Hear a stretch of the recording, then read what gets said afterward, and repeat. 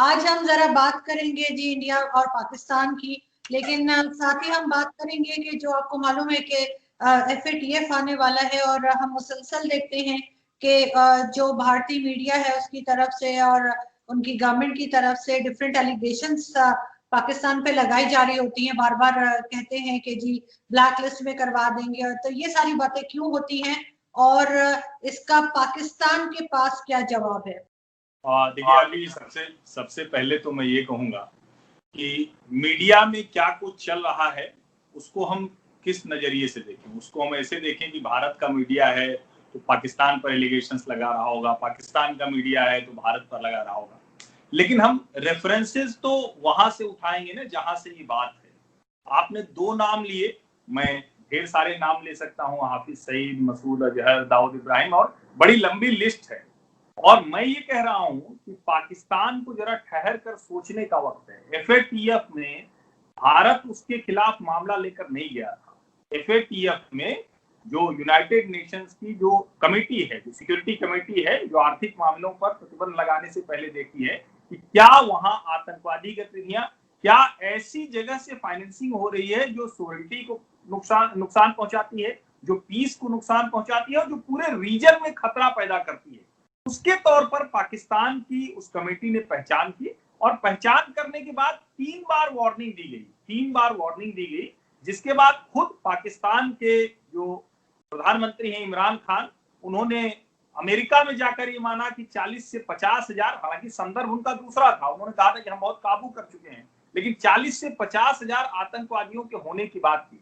अभी ये Chinese virus की वजह से इस कोविड के समय में वो FATF की बैठक एक बार टल गई, दूसरी बार वर्चुअली हुई, और फिर पाकिस्तान को चेतावनी दी गई कि क्या आपने उनको खत्म किया, उनके फाइनेंसेस काटे। और जो सबसे ज्यादा चौंकाने वाली बात है, मैं अगर गलत हूं तो उसमें कमर चीमा साहब मुझे दुरुस्त करेंगे, पाकिस्तान ने आतंकवादियों की सूची छोटी करने के लिए ढेर सारे नाम उसमें से हटा दिए। 3900 के आसपास नाम पाकिस्तान ने आतंकवादियों के हटा दिए, जबकि अभी भी वो वही एक्टिव हैं, अभी भी वो वही काम कर रहे हैं। लेकिन सबसे बड़ा सवाल वही है कि FATF में भारत क्या कह रहा है, भारतीय मीडिया क्या कह रहा है, शायद इसका बहुत फर्क नहीं पड़ेगा।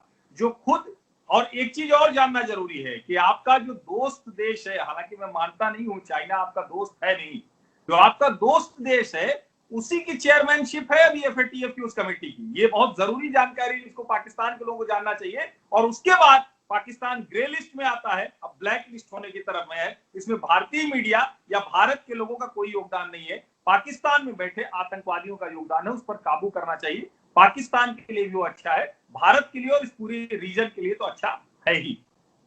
जी जी मां साहब। पाकिस्तान को मेरी जाती राय में, मैं डिप्लोमेटिक कम्युनिटी के लोगों को मिलता हूं और लोगों को भी जो पाकिस्तानी डिप्लोमेट्स पूरी दुनिया में है, हमें कश्मीर को वाकई देखें, कश्मीर कश्मीर कश्मीर कर करके इंडिया इंडिया इंडिया कर करके हमें, जब हम किसी के साथ बैठते हैं तो पहला कश्मीर इंडिया, पहला कश्मीर इंडिया, हमारा जो सारा एजेंडा है वो हाईजैक हो गया 72-73 साल से। हमें इस चीज को समझना चाहिए कि इतना कुछ करने के बावजूद आउटपुट तो कुछ निकला नहीं है। तो कश्मीर के एजेंडे को आप पहले नंबर पे ना रखें, छठे नंबर पे रख लें, ये मैं खुद चाहता हूं, ताकि हम economy, people to people contact, cultural dialogue, बाकी चीजें करते रहे दुनिया के साथ। कश्मीर को छठे नंबर पे रख लें, लेकिन करें जरूर। लेकिन जो SCO में किया है तो वो बेसिकली मेरा ख्याल है रशियंस की डिमांड भी होगी कि पाकिस्तान इसमें कश्मीर को ना लेके आए, वरना ये इसका वो और तरफ चला जाता है। सो जो हम पर्सपेक्टिव लेके आना चाहते हैं वो एक इंटीग्रेशन के वो। सो मेरा ख्याल है इसमें पाकिस्तान ने अंडरमाइन नहीं किया, हमने तो अपनी फॉरेन पॉलिसी हाईजैक कर ली हुई है खुद इंडिया और कश्मीर की वजह से, जिसको मैं खुद समझता हूं कि हमें इसको चौथे, पांचवें, छठे नंबर पे ले जाना चाहिए और पहले सिर्फ बिजनेस की बात होनी चाहिए। जी सर। नहीं, कमर साहब ने आज इतनी बढ़िया बढ़िया बात की है, तो इनकी बात मैं कहूंगा कि पाकिस्तान के हुक्मरान सुने।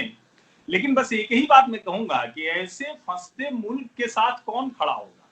आप भारत को छोड़ सबकी बात मान लेते हैं, आप रशिया के दबाव में कुछ करने चले जाते हैं, अमेरिका के दबाव में आतंकवादी तैयार कर लेते हैं, चाइना के दबाव में अपने मुल्क के बाशिंदों को ही मारते पीटते हैं। CPEC में जहां भी आप देखिए उनको परेशान कर रहे हैं, उनका जीवन खराब कर दिया। यानी भारत की लड़ाई के चक्कर में आप खुद को कितना फंसाते चले जाएंगे। एक मुल्क के तौर पर, और मैं फिर से कह रहा हूं कि ठीक है, तालिबान से लड़ने में पाकिस्तानी फौजों का इस्तेमाल किया, और एक बात इसमें मुझे कोई ऐतराज नहीं, मैं जो इंटरवेंशन कह रहा था, मैं खुद ये मानता हूं और दुनिया ही जानती है कि अमेरिका और रूस ने अपने हितों के लिए बहुत, कोई एक इलाका नहीं, दुनिया के ज्यादातर इलाकों में अपने हिसाब से बहुत सी गलतियां की हैं, बहुत सी गड़बड़ियां की हैं, और जिसका खामियाजा उन्होंने भुगता। लेकिन दुनिया का कौन सा देश है साहब, कौन सा देश है कि अपने यहां आतंकवादी तैयार करने लगे? आप रेडिकल टेररिज्म आप ले आते हैं और उसमें रिलीजन डाल देते हैं, और आप कह रहे हैं, मैं अभी नाम भूल रहा हूं, शायद हक्कानी साहब की किताब है, आपको जरूर पढ़नी चाहिए। उसमें वो कहते हैं कि कश्मीर नहीं रहेगा तो पाकिस्तान का पूरा, जिसको कहते हैं ना कि उसका अस्तित्व खत्म हो जाएगा। तो आप ये सलाह तो बड़ी खूबसूरत दे रहे हैं, लेकिन क्या पाकिस्तान के हुक्मरान, पाकिस्तान की एजेंसी, पाकिस्तान की फौज अफोर्ड कर पाएगी क्या? क्योंकि उसके लिए आपको काम करना पड़ेगा, पॉलिसी लेकर आना पड़ेगा, एजुकेशन देना पड़ेगा, इंफ्रास्ट्रक्चर लगाना पड़ेगा। उसके लिए आपने कभी काम ही नहीं किया। 1947 से आप कश्मीर के अलावा आपकी पूरी इकोनॉमी उसी पर चलती रही। अब क्या मैं आपको हर साल का आंकड़ा बताऊं? ट्रंप साहब आए तो रोक दिया तो आप नाराज हो गए, तो आप सीपीईसी में गिरवी रख दिया, और ऐसा गिरवी रख दिया कि सीपीईसी के सारे प्रोजेक्ट 6 टाइम्स कॉस्टली हो गए, 6 गुना। ये आपकी अपनी रिपोर्ट है, जो इकोनॉमिक रिपोर्ट आई है, उसका स्टैटिस्टिक्स कहता है कि 6 गुना महंगा हो गया। और सिर्फ महंगा नहीं हुआ है, आपके फौज के अफसरों ने कंपनी बनाकर उसमें भ्रष्टाचार कर लिया, करप्शन कर लिया। तो आप सोचिए कि वो क्यों आपको सही रास्ते पर जाने देंगे? तो असली समस्या की तरफ जाएंगे तब तो 6वें नंबर पे जाएगा कश्मीर, क्योंकि इसी से तो सारी की सारी, एक तरह से कहें कि पूरा मुल्क इस पर चल रहा है। चीमा साहब, ऐसा वैसे आप बात तो अच्छी कर रहे हैं, लेकिन मुझे तो नहीं लगता कि ये पॉसिबल है कि हम कश्मीर को 6ठे नंबर पे डाल दें और बाकी चीजें आगे ले आए। तो उससे आपको नहीं लगता कि कश्मीरी जो यहाँ पर है हमारे पास, जो आजाद कश्मीर है, वो लोग हर्ट होंगे इस बात से आपकी? इंपॉर्टेंट चीज ये जो समझने की वो ये है आरजू, कि जो कश्मीर है अगर वो नंबर 2 पे, 3 पे, 4 पे चला जाएगा, हमें इकोनॉमी चाहिए इंपॉर्टेंट। अगर इकोनॉमी होगी तो फौज मजबूत होगी, डिफेंस मजबूत होगा। सो मैं इकोनॉमी को सबसे इंपॉर्टेंस देता हूं ज्यादा, ग्लोबली इंटीग्रेशन को इंपॉर्टेंस देता हूं। अल्हम्दुलिल्लाह सीपैक इकोनॉमी है, जिसको भारत को इतनी दर्द क्यों होती है, क्योंकि उनको पता हो पैसा आ गया पाकिस्तान में। अच्छा, ये तो $80 अरब की बायलैटरल, $100 अरब की बायलैटरल करके $85 अरब की इंपोर्ट करते हैं, और अपने खिलौने बिलौने जो भी इंडिया में छोटी छोटी दुकानें चलती हैं वो चीन से चला लेते हैं। हम अगर $60 अरब, $65 अरब की इन्वेस्टमेंट आ गई, ओ नहीं नहीं नहीं नहीं नहीं, ये नहीं होना चाहिए। हाँ, हमारे यहाँ चीन का माल आए, ठीक है, $85 अरब की इंपोर्ट कर ले, बहुत अच्छा है। वो आ गई, जो कहता था ना वेस्ट, पहले इनको समझ नहीं आ रही थी कश्मीर का करना क्या है। अब इन्होंने कहा, हो ये तो कश्मीर तो टेररिज्म है, हम दुनिया में क्यों दहशतगर्दी की जंग लड़ी है, टेररिज्म से मिला दो। लोग कहेंगे वाह वाह जी, टेररिज्म हो रही है, टेररिज्म हो रही है। अच्छा, इन्होंने किया, इनका मंजन बिक गया, बिका हमारी कमजोरी की वजह से, क्योंकि हमारे ऊपर, अच्छा मजे की बात है आरजू, 70,000 दहशतगर्दी की जंग में जाने हमने गवाई, $120 अरब का इंफ्रास्ट्रक्चर हमारा टूट गया, और इल्जाम भी हम पे।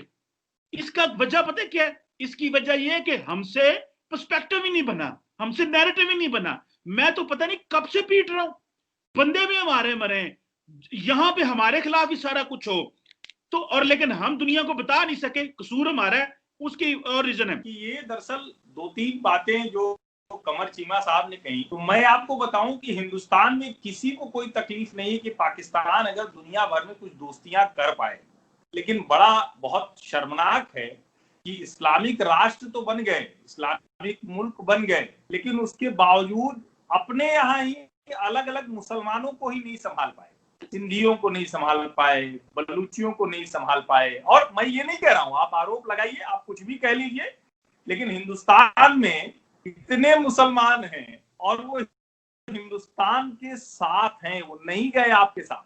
आपने बड़ी कोशिशें की, बहुत कोशिश की कि यहां मुसलमान के नाम पर आप बवाल कर दें, नहीं हो पाया। और वो कोशिश जो थोड़ी बहुत की वो भी असफल हो गई, इसीलिए कश्मीर के राग में आप फंस गए। लेकिन आप सोचिए कि आप जिस चाइना की सीपेक की बात कर रहे हैं, तो दर्शक ठीक से समझें कि किसी कंपनी का आकर देश पे कब्जा कर लेना, सर्विलांस करना, ये दोनों बहुत अलग चीजें हैं। कि आप जैसे कह रहे हैं ना कि हमने गलती, तो हमने गलती की कि ट्रेड बैलेंस नहीं सुधार पाए, तो हमारी आपकी गलती का फर्क समझिए। पाकिस्तान गलती करता है तो आतंकवादी पैदा करता है, हम गलती करते हैं तो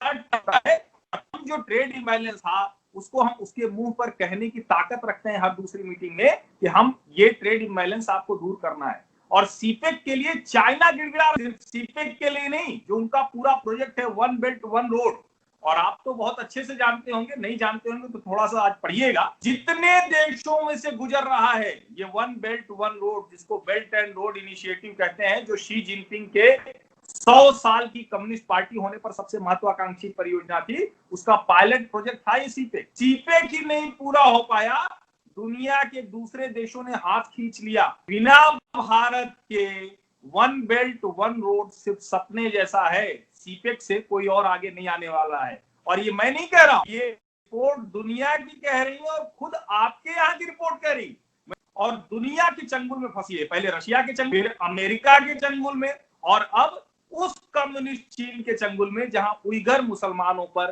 रोज अत्याचार होता है और आपकी बोलती नहीं फूटती है।